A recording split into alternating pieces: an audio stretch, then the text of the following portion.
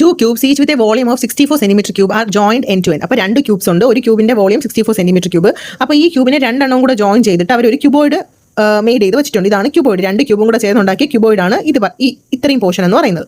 Find the surface area of the resulting cuboid. അപ്പോൾ ഈ പുതിയ ക്യൂബോയിഡിന്റെ സർഫസ് ഏരിയ വേണം നമുക്ക് കണ്ടുപിടിക്കാൻ.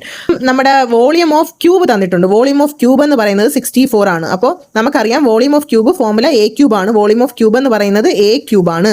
So 64 is equal to A cube. അങ്ങനെ എയുടെ വാല്യൂ ചോദിച്ചു കഴിഞ്ഞാൽ cube root of 64.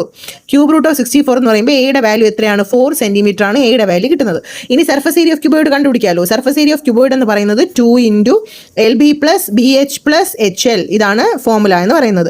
Which is equal to 2 × ഇവിടെ ലെങ്ത്, പുതിയ ലെങ്ത് എത്രയാണ്? ലെങ്ത് എന്ന് പറയുന്നത് 4 + 4 which is equal to 8 centimetre ആണ്. നമ്മുടെ ഹൈറ്റിനും ചേഞ്ച് വന്നിട്ടില്ല, വിഡ്ത്തിനും ചേഞ്ച് വന്നിട്ടില്ല. പക്ഷേ ലെങ്ത് എന്ന് പറയുന്നത് 2 ക്യൂബും കൂടെ ചേർന്നപ്പോൾ ലെങ്ത് എത്രയായി മാറി? 8 ആയി മാറി.